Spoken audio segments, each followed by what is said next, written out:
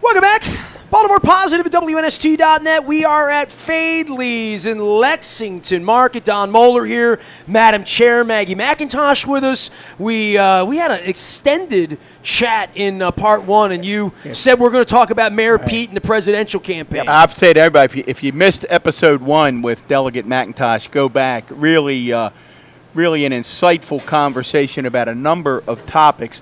We certainly got in, Maggie, to a discussion of the Maryland's effort to legalize same-sex marriage. We've talked about your openness and all the way back to when you were a teenager. Let's talk a little bit, because I think you bring a keen insight to it in presidential politics. We have the first openly gay candidate for mayor, happily married man, mayor of South Bend, Pete Buttigieg. Yeah.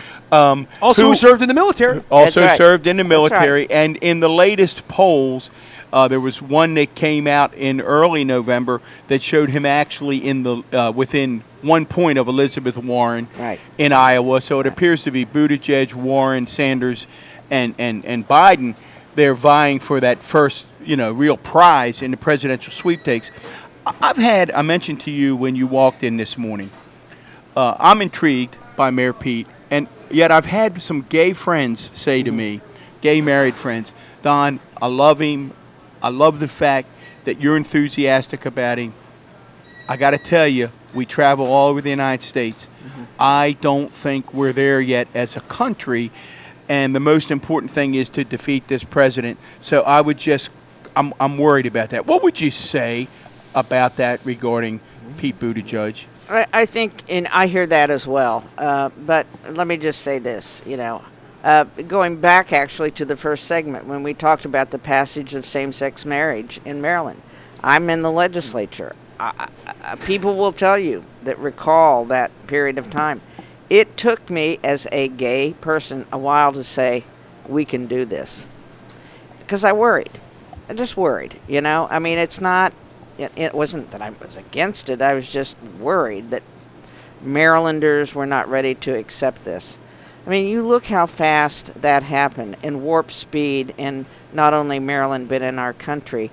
I think we're selling Americans short to say that America's not ready for a gay president. I do believe that. I think, in particular, to hear people talk about Pete Buttigieg after they hear him speak or see a video of him, he speaks to those Midwestern values that you have been talking to me about that are in me. He doesn't allow the flag or religion or any of the symbols of America to be taken by any conservative group as theirs. They're ours too, and so I do think he is a very special communicator for this country right now. And I don't think it's too early to have a happily married man who happens to be married to a man in the White House. I don't think it's too early. I think we have desensitized, if you will, a lot of the myths around that. I think people now in this country, since marriage is now legal, have friends who are gay, who are married. They have daughters who are married and having children with their gay partner. I think there's a lot of acceptance in America that once wasn't there. Now, is it 100%? No. But, it's I do think this country has come, and the world has come a long way on this issue. Well, Maggie, it's interesting. Nestor, I don't know if I've told you this story. It's got to go back 20 years now. I can remember saying to my wife, those who have this visceral reaction against gay rights and same-sex marriage, they're on the losing end of this. And what brought me to that conclusion was my father-in-law up near in Woodbury, New Jersey, just outside of Philadelphia, blue-collar worker, one of the smartest people I ever met, took his lunch pail, climbed up to the top of the Texaco towers every day, worked on the refineries there. Certainly by every standard, the kind of voter we hear talked about as working class Americans, Right. middle Americans. Right. He had 20, 25 years ago, his niece came out to the family and told them just very much like you did, I'm different, I'm gay. And I would watch his face when this issue would be discussed on TV. Right. And it was not an issue in the abstract.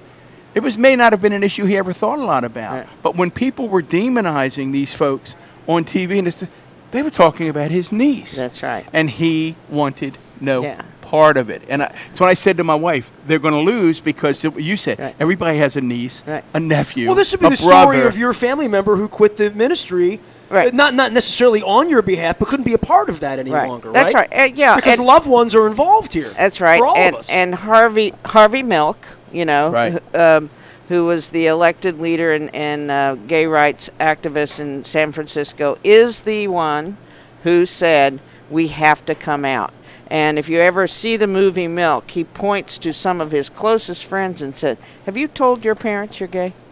Have you told your brother and sister? Have you told the people you work with you're gay? So when that began to happen in the gay community, and people went, oh, I have a brother that's gay, or, that is the way, by us coming out, and telling an employer, I'm gay. When you invite me to this, I'd like you to invite my wife too, or I'd like you to invite my husband too. If other spouses are invited, I want you to include them. It doesn't force the issue. I just think it frames it and elevates the issue of fairness and equity. Doesn't it make and us love. better? It makes it. Isn't it? I keep coming back. I've mentioned it on here before. I read John Meacham's book, The Soul of America, and he references that Americans always fall back on their better angels, and I need to cling to that. Right? Today we do, don't we? That's what I'm saying. I need to put my faith in the fact that Lincoln was right. Before we shift to local issues, where are those? Where are those angels? We need those angels. Oh, bad. Before we do that, you've been very much involved, not only locally but presidential politics. You were a delegate to the convention for for Secretary of State and Senator Hillary Clinton.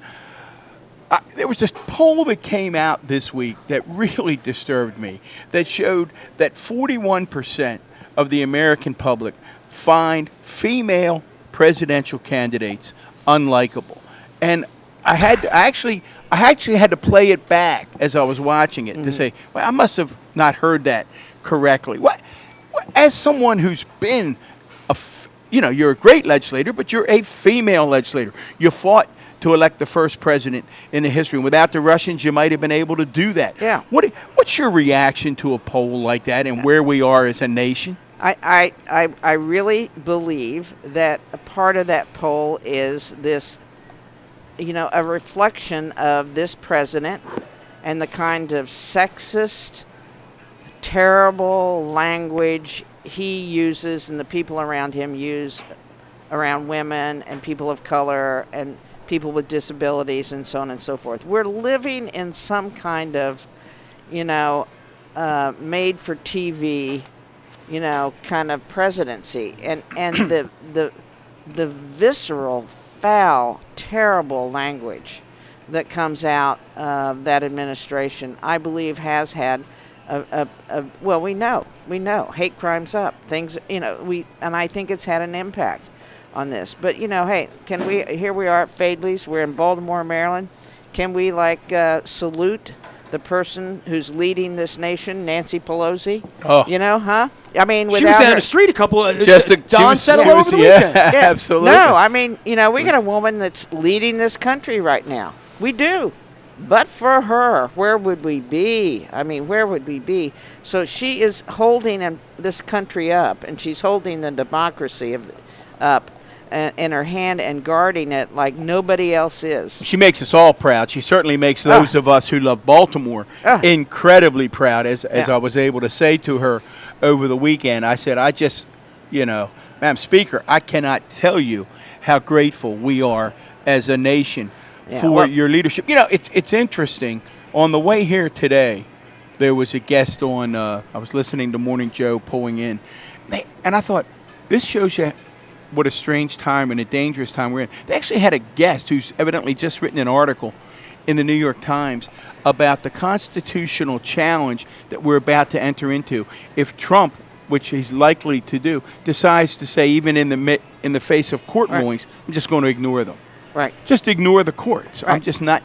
And we have no that process is a likely, in the isn't United that a likely States. outcome at this point? It is. I mean, it is. And, you know, lawlessness you go, is lawlessness. Right. Lawlessness. And you go back, as I do frequently, to that moment in the debates or in his campaign where he said, I could stand on Fifth Avenue and shoot somebody and kill him and get away with it. I mean, that really is the mental capacity and the mentality of this man in the White House. Well, by the time this airs, we will have had a couple of weeks of hearings.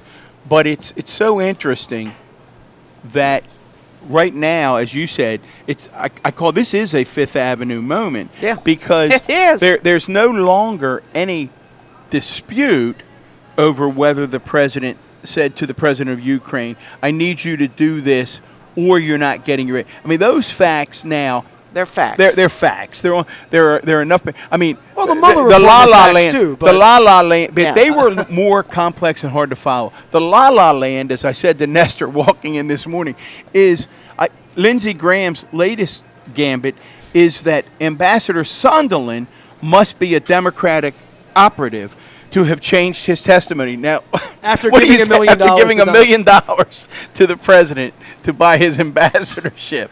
I mean, that's what I mean. It's la-la. And we're living in a fantasy world. It's, reality TV. That's what we're living in. And really, honestly, I worry about this country not only now, but post-Trump, that we have to lift ourselves up again and people have to understand the meaning of democracy and law and what, what our values are. Because he has really moved us in a very dark place. Well, we're such an aspirational people, We are. over 250 years. We are. And I never felt aspiration, which really made me think he was unelectable because there was Right. no aspiration at Right. all in the Right. message. Right. And Obama was all about all the Bushes were always about aspiration, 1,000 Absolutely. points Correct. of light. Ronald Reagan. Yeah, I mean, Absolutely. aspirational. Right. Where, not where we are, where are we going? Which is Right. one of the things about Baltimore Positive. We talk about, we know where Baltimore is, but I know where we've been and I know where we could go. Right. And- Absolutely. And as a country, over the next 52 weeks, that's gonna be a big selling point on the left side. Is we don't like where we are. We want to go over here. The whole "Make America Great." Well, Right. make America this again.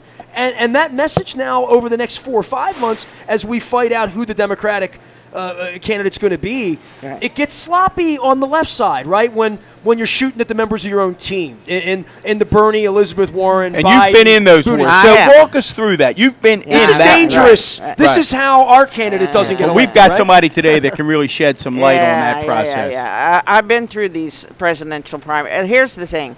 It does get messy. It does get messy.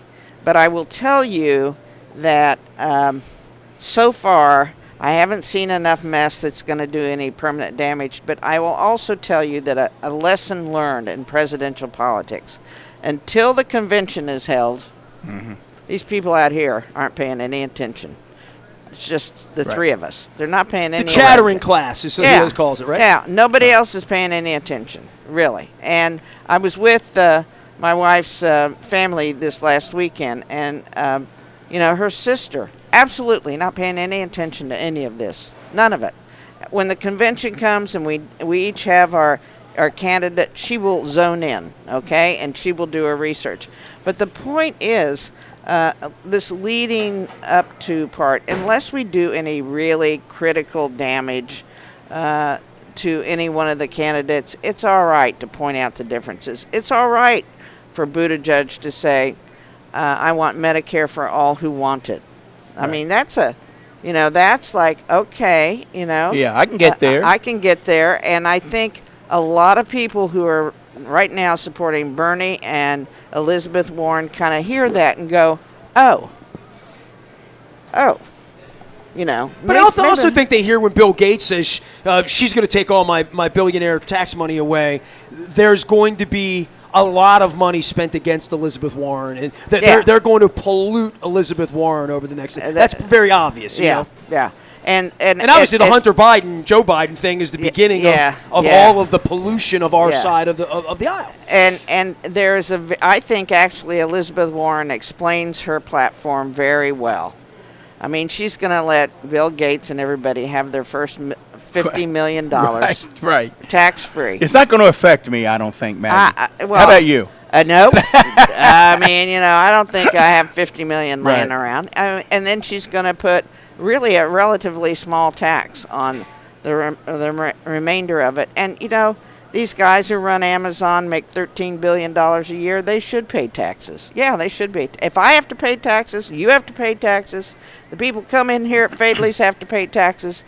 Anybody making $13 billion a year needs to pay taxes. Amen. Amen. They should. Let's take a shift. Let's start to make sort of a not so subtle shift towards Maryland, towards Baltimore. Describe for folks who are listening or watching, describe the 43rd District.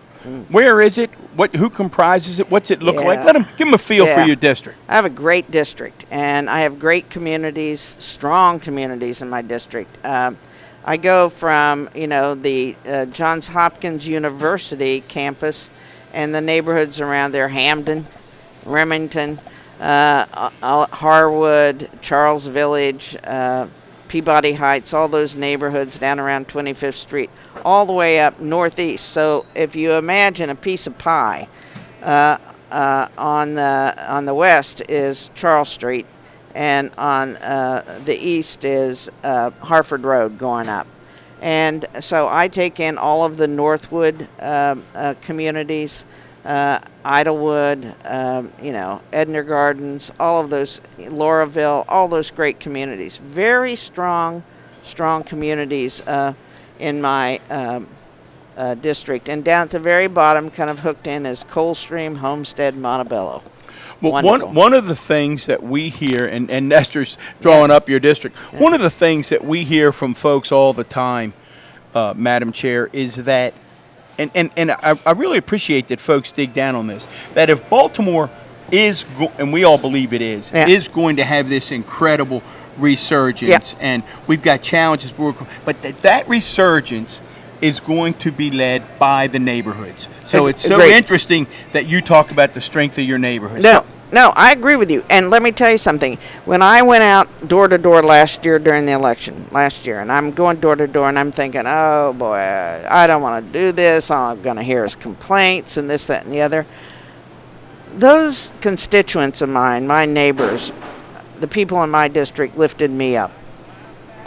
That's a great concept. They lifted me up. By the time I left the porch of a young teacher, or someone who just moved into Baltimore from, some other town, and they talked about how much they loved, going to, this restaurant or that restaurant or this playground, and how they were working on, with their community group on, improving a lot down the street. I mean, I was like lifted up. And I do think, absolutely, there's an issue with crime in the city. There's also an issue with, I think, several of the agencies that need real good leadership, in city government. We have to get those issues dealt with because the headlines just continue to dictate the way we feel when we wake up in the morning, and things. And I do think behavior has changed a lot in the city. But I see. What does that mean? Tell me what that means. Well, dig into that. I think a lot. For instance, I think in my district there are a lot of people who ride bicycles and cyclists, and I like to cycle. And I think a lot of people have stopped riding their bicycles down to the Charles Theater, riding their bicycle over to the Waverly Market, because they say, quote, they've heard that a couple of people They're afraid. have been attacked. I think there's less walking around neighborhoods. I have a friend who's taken a class at Johns Hopkins University campus, and with daylight savings time. She said, "I'm glad it was the last class," and I knew exactly what she meant. Yeah, well, Maggie, I want to go use ahead. a I wanna word say we're both- because yeah. I live at the harbor, and the whole reason for this podcast and the adjunct is dissatisfaction, right, with the city and saying it used to be better than it is, and how can we get back there? And the beating up on the media of all that happens in Baltimore is distressing to me. And I'm going to use a word, terrorism, right? Like, what is a terrorist? We use that word terrorism, domestic. Terrorism is being afraid, right? Like making regular people afraid. Right. It is a level, there is a fear, right? And we've got to address that. I mean, I think every citizen, everywhere I go, I think crime, education, poverty, they're intertwined, right? And the solutions that other places have found. I've traveled around the country. I go to Nashville. I go to Indianapolis. I go to Charlotte with the football team the last 3-4 years.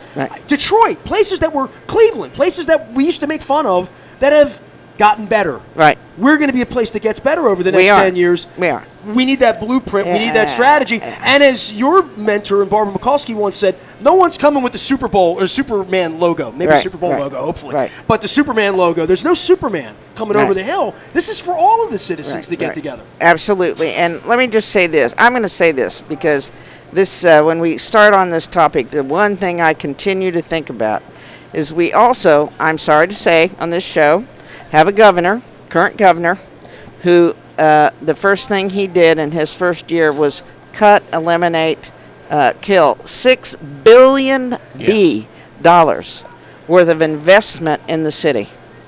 Okay? Now you say investment in the city. Well, what does that do? Well, it provides jobs.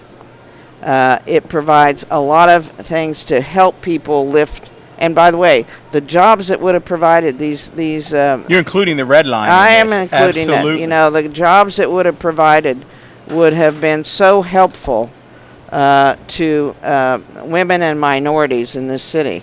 But when you don't have that economic growth going on, when you don't have a place to employ people, when you don't have that kind of excitement going on, you also have, other things that break loose. Now, look, I think we've invested also an awful lot in bricks and mortar and not enough in human capital, okay? I think we now have generational poverty in parts of Baltimore that is going to be, it seems intractable. The only way to get these children out of these situations is through schools and education, and we have to invest. Well, Maggie, we talk every week, and I'm sure you know her. There are other programs, but we talk about the incredible success of this group called Thread under the leadership of Sarah Heminger. Yes. And that over 15 years, they're now up to 537 young men and women, the most vulnerable among us. Right. And no one has left the program. Everyone has gone to college. They are transforming the lives of those boys and girls. And one of the questions that Nestor and I have for all of our city leaders is, we know this works. What are we doing to support Thread and the other when you say the human capital? The people that are against Kerwin to say government can't solve it. Government has to be a part of solving it. Look, I woke up this morning and read my Baltimore Sun, and I saw a great letter I saw that too. From some guy named Don I thought and half written by the PG Yeah, the good stuff was written by Rashern. You were spot on. You're spot on. I mean it. You're spot on that we have a governor right now tonight that's holding a fundraiser, raising dark money. I mean, how many times have I heard from his staff, transparency and accountability? And he is being the most,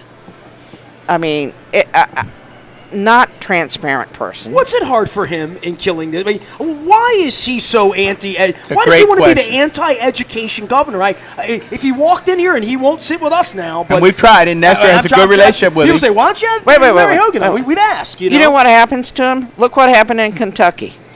I was with Advocates for Kerwin yesterday, and they said, "What can we do? How can we talk to people?" I said, "Lead with Kentucky." Yes.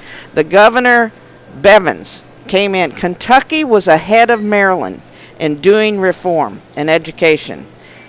Bevins gets elected. He repeals the reform. He uses teachers as a foil. He runs against education, and he's no longer the governor. In a red state, they elected a Democrat because... Well, obviously the education plan's working. They're voting for the right person. Yeah, I know, that's right. And the governor-elect stands on the stage, and he says, the first thing I'm going to do is increase spending in education in Kentucky. And by the way, Kentucky is known as a state that has been very open to reform. And they were actually ahead of us. And now they are way behind us, but you watch. In the next couple of years, they catch up. The Kirwan reforms make absolute sense, and they actually do address human capital. And I'm sitting here, we've been talking about me as a teacher. I'm telling you right now, there needs to be reform in the teaching profession. There does. There needs to be reform. And there needs to be, teachers need to be paid, but they also need to be having time to work together and planning their lesson plans, do professional development. They need to have higher standards to reach for. They need to be understanding restorative practices with these children that are coming into their classroom and how to implement that.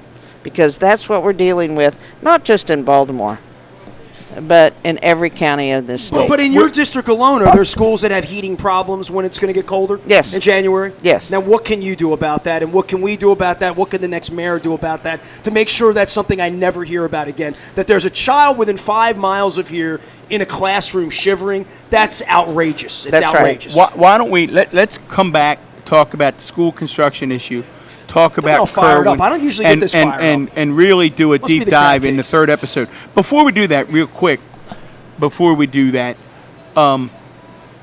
going to be an unusual session. Yeah. We don't have either of the mics. I know. Talk to us about going into a session without either of the mics. Right. Well, I can't, as you know, I served as a committee chair under Mike Bush, his entire speaker,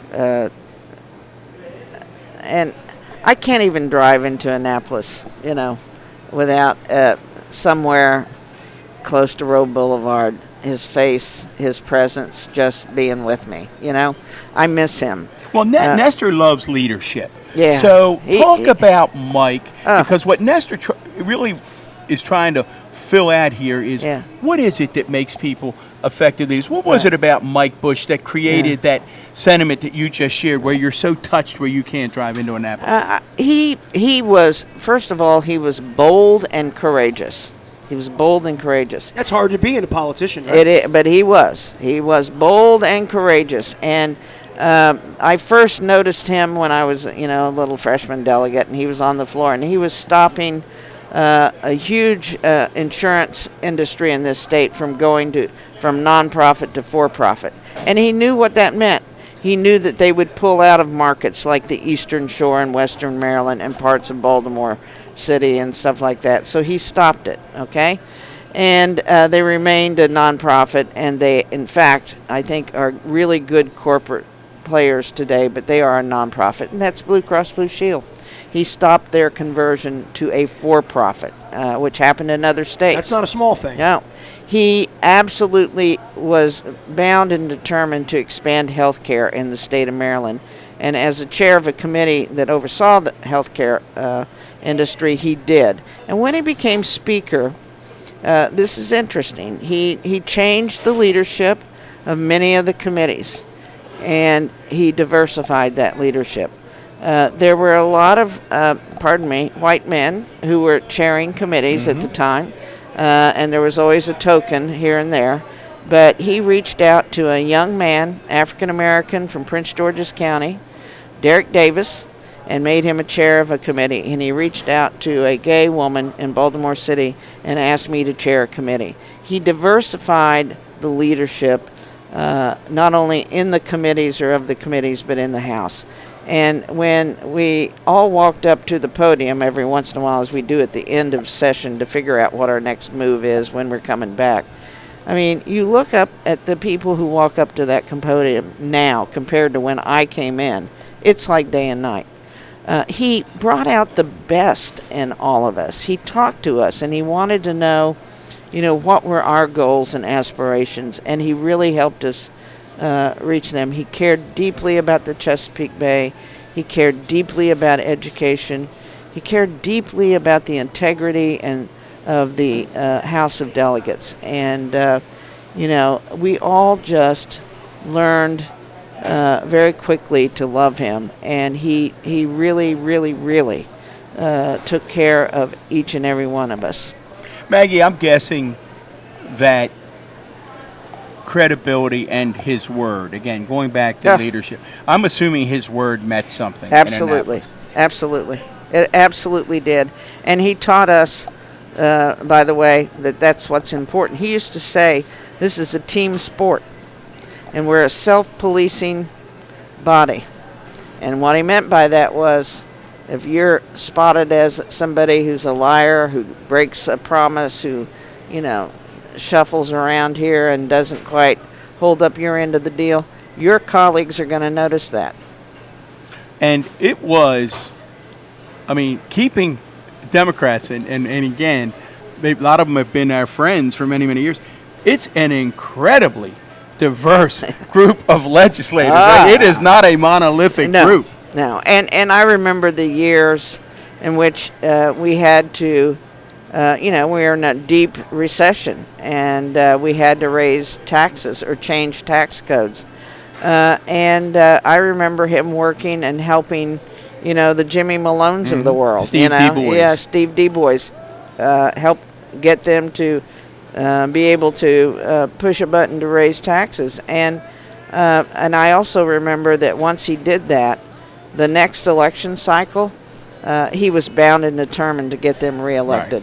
Right. He stayed for them. Loyalty. He was loyal to them. Themes, Nestor. There are themes. All right, I know we have to go to a break. Where are we? We're at Fadley's. Eventually, I'm going to get some crab soup, some crab cakes. I might even take some fish home to fry up later. Madam Chair, Maggie McIntosh joining us here, 43rd District. Don Moeller is here. I am Nestor. We are Baltimore Positive. One more segment ahead. I'm sure it's going to be a long one. Back for more from Fadley's in Lexington Market. We are WNST.net, AM 1570, at WNST Baltimore Positive. Get your call.